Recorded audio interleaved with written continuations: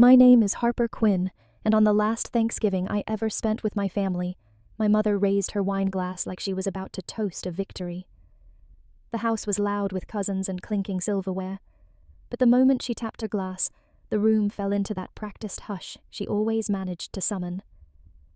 She smiled at me across the long oak table, the kind of smile that felt rehearsed, polished, almost sharp. "So, Harper," she said, drawing every pair of eyes toward us, "when are we going to celebrate your wedding? Your sister's was such a dream. Now it's your turn, isn't it?" A few people chuckled the way people do when they sense tension, but pretend it's harmless. I didn't laugh. I couldn't. Because while she was asking that question, while she was performing the role she's perfected for years, I sat there with a wedding band on my finger that she'd never bothered to notice. I felt the fork slip from my hand. It landed against the plate with a sound that sliced clean through the room. My mother's eyebrows lifted as if she expected me to play along. Aubrey stared at her napkin. My father froze with the carving knife mid-air caught between loyalty and discomfort. I kept my voice steady. I already had mine. The laughter stopped. Someone dropped a roll. My mother blinked at me like I'd spoken in another language. "What are you talking about?" "You all got invitations," I said. "Every single one of you." The silence that followed wasn't confusion. It was recognition. A cold, familiar kind of recognition that settled in my chest and told me with a clarity I'd never felt before that tonight was going to break something open, something they'd worked very hard to keep buried. And I wasn't going to let them bury it anymore. Growing up in the Quinn household felt like living inside a perfectly staged photograph. Everything was curated: my mother's holiday centerpieces, the matching outfits she picked for every family picture, the way she directed conversations, so Aubrey always ended up in the center. Even as a kid, I knew my role wasn't to shine. It was to make sure the lighting hit Aubrey just right. I remember a winter morning when I must have been 11, standing in the kitchen with a medal from the regional math competition hanging around my neck. I waited for my mother to turn away from adjusting Aubrey's curls so I could show her. When she finally did, all she said was, "That's nice, Harper. Can you move a little? I need space for the backdrop." I stepped aside and she clicked the camera, capturing Aubrey in perfect lighting, while I held the medal in my hand, suddenly unsure why I'd been proud of it. Those moments added up. They taught me to fold myself small, to take up as little emotional space as possible. For a long time, I thought that was normal. Some families just had a designated star, and some families expected everyone else to orbit around her. By the time I left for Portland after college, I wasn't rebelling. I was breathing. I rented a tiny studio with creaky floors and a window that faced the river, and for the first time, I felt like a person instead of a supporting detail. Yet the strange thing was how quickly the distance became a story my family told about me. According to my mother, I liked being on my own, as if loneliness were a lifestyle choice. According to Aubrey, I liked space, which sounded generous coming from someone who never made room for anyone but herself. Still, despite everything, a small part of me wanted to believe that things could shift. I wanted to believe that being an adult might make me visible in ways being a child never did. I even tried once sitting in the living room during a rare visit, explaining softly that sometimes their silence made me feel like an afterthought. My mother didn't look away from her phone when she said, "Harper, don't start something unnecessary." That sentence stayed with me more than any childhood slight. It told me exactly where I stood. And on that Thanksgiving night, as every pair of eyes waited for me to explain the wedding they never heard about, I realized that nothing had changed at all except me. Portland softened me in ways I didn't expect. The city moved at a quiet rhythm, rain on rooftops, the low hum of coffee shops, people who didn't need to fill silence to feel significant. That rhythm seeped into me. And in that gentle stillness, I met Mason. He wasn't loud or charming like Aubrey's friends. He filled a room not with noise, but with attention. The first time we talked, he noticed how I traced the rim of my cup whenever anxiety crept in. He didn't mention it, he just slowed his breathing until mine matched. I only realized it much later. Being with him felt like standing in steady light after years of shadows. Mason remembered every river I analyzed at work. He asked about my projects because he genuinely cared, not for something to brag about. With him, I didn't have to live behind appearances anymore. His proposal wasn't a spectacle. It was a quiet morning by the water mist hovering like a veil. He held my hands the whole time, anchoring me so nothing doubt or memory could interrupt. I said yes before he finished speaking. We chose a small coastal ceremony, surrounded by people who truly knew us. I designed the invitations late at night among fabric swatches, candles, and the smell of Mason's coffee drifting from the kitchen. Nothing lavish, just ours. I sent 4 invitations to my family's signature, required a stubborn hope clinging to the idea they might show up for once. A week before the wedding, Aubrey called. Her voice was oddly light, almost sugary, as if she was trying out a personality she'd never earned. She asked about future plans and big news in that breezy tone that always meant she wanted control. When I told her we were keeping things simple, she let out a laugh that didn't reach her breath, the kind that said she was already reshaping my life into something she approved of. I hung up with a tension I couldn't name, a flicker of instinct I should have listened to. Because the silence that followed wasn't peaceful.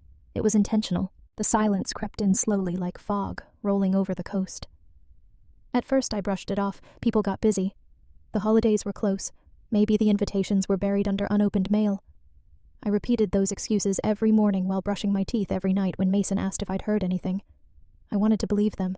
Then the group chat changed. One Friday, I opened my phone to send a photo of the venue, our small weathered chapel, and my name was gone.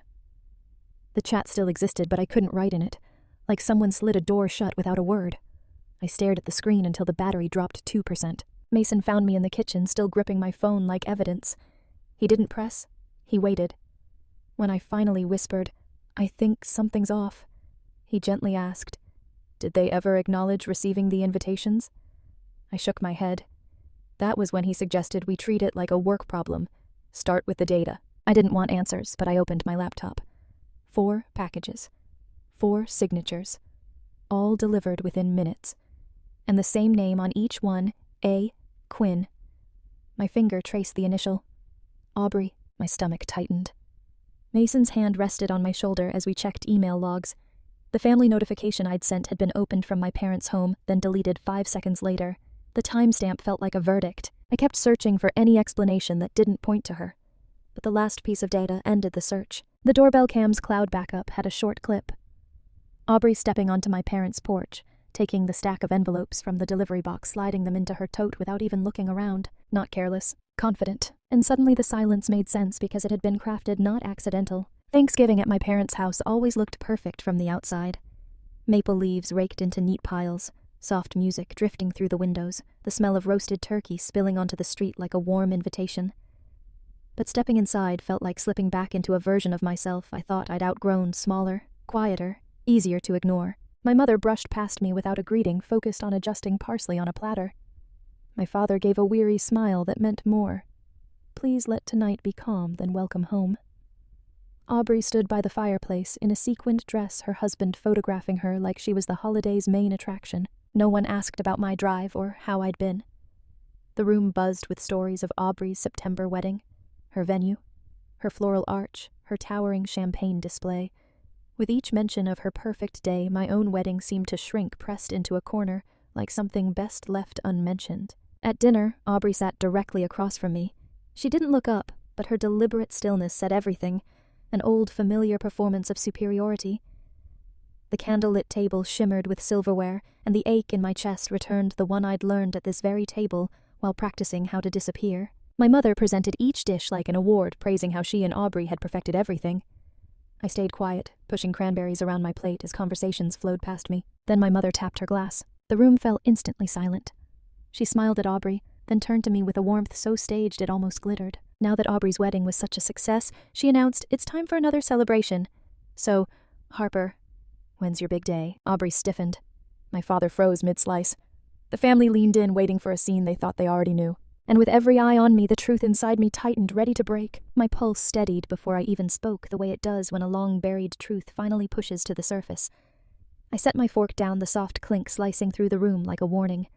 The candles flickered across Aubrey's jawline, and for the first time all night she looked straight at me. "I already had mine," I said. My mother's smile froze. Aubrey's grip tightened on her napkin. My father's voice wavered. "Harper, what do you mean?" I said evenly, "I got married 6 months ago." Silence spilled across the table. My mother blinked, trying to force reality back into her script. "Sweetheart, we never received." "Yes," I said softly, "you did." Everyone stared. What hurt wasn't their shock. It was the flicker of calculation in Aubrey's eyes. I pulled out my phone and placed it on the table, its glow catching the wine glasses like a lit fuse. "I want to show you something." The first image, the delivery receipts. 4 packages, 4 signatures, the same name, A. Quinn. I angled the screen. My mother gasped. My father leaned closer. Aubrey's jaw tightened. "These were delivered here," I said. "All signed for the same afternoon." My father rubbed his temple. "Aubrey, did you sign for these?" Aubrey hesitated. I don't know. I grab the mail sometimes. Maybe I forgot." I swiped again. "This is the family email log. The announcement was opened from this house, then deleted 5 seconds later." She flinched. Then I opened the final clip, the doorbell footage. Aubrey taking the envelopes from the porch and sliding them into her tote, calm and certain the way she always was when she assumed she'd be protected. My father's face broke. Why? Aubrey shook her head, voice trembling. It wasn't like that. You always make me look awful, Harper. I didn't have to, I said. You signed, you deleted, you hid my wedding because it happened before yours. Her composure cracked. You don't understand. You always get sympathy. I couldn't let you overshadow. My voice stayed calm. You erased me. The candles hissed. The house felt suddenly small. This can't be true, my mother whispered. But we all knew it was. And for the first time in my life, I wasn't shrinking under the truth. I was laying it bare. The air inside the dining room felt heavy, as if every unsaid thing from the last 20 years had suddenly gathered above the table, waiting to fall.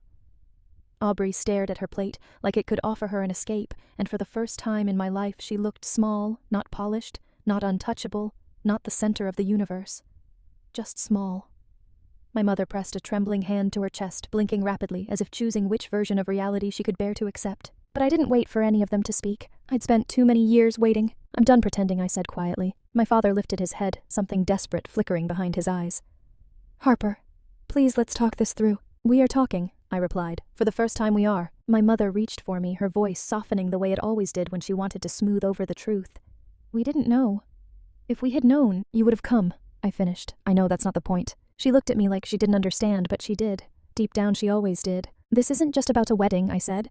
It's about years of being asked to make myself small so Aubrey could shine. Years of you choosing the version of the story where I didn't need anything. My father swallowed hard. We never meant to hurt you. But you did, I said, not unkindly. And you looked away every time it happened. Aubrey finally lifted her gaze. Her mascara had smudged slightly, softening the hard edges of her face. I'm sorry, she whispered. It wasn't defensive. It wasn't calculated. It was a single crack in a wall I'd never seen her let fall. And yet, I felt nothing. No rush of relief. No sudden healing. Just the steady certainty that an apology, however honest, didn't erase the pattern behind it. I pushed my chair back, the scrape echoing through the room like a closing chapter. I'm not asking for anything, I said. Not an apology, not forgiveness. I just needed the truth out loud. My mother stood, voice trembling.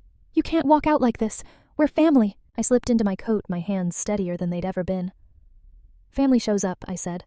Family doesn't erase you. Aubrey covered her face with her hands. My father took a step toward me, then stopped, as if crossing that distance required him to confront more than he was ready for. I opened the front door, letting the cold air wash over me like a clean break. For a moment, no one moved. No one spoke. It was the quietest I had ever heard that house. And then from outside, I saw Mason standing by the car. He straightened the second he saw me, worry in his eyes but not surprise. He opened his arms, and when I stepped into them, the weight I'd carried for years finally loosened. Inside the house, someone called my name, but for once it didn't pull me back. I walked away, not angry, not shattered, but free in a way I had never allowed myself to be. And this time the silence that followed belonged entirely to me. In the days after Thanksgiving, the quiet felt different. It wasn't the heavy, waiting silence I'd grown up with, the kind that settled over me whenever my family forgot I was in the room. This quiet belonged to me. It filled the apartment in a way that felt earned, like air clearing after a storm. Mason didn't push me to talk. He made coffee in the mornings, kissed the top of my head, and let me move at my own pace. His parents invited us over for breakfast that weekend. Nothing fancy, just pancake syrup, and the kind of warmth that doesn't need to be announced. When his mother squeezed my hand and said, "We're glad you're here," she didn't say it like a performance. She said it like truth. A week later, an envelope arrived in our mailbox. My father's handwriting on the front was shaky, as if he'd rewritten it too many times. Inside was one of my wedding invitations. Corners, bent ink slightly faded, found buried in a storage box in the garage. He didn't include an apology, just a single line on a small piece of paper. I should have looked for you sooner. I held that line for a long time. It wasn't enough to rebuild everything, but it was the closest he had ever come to meeting me in the middle.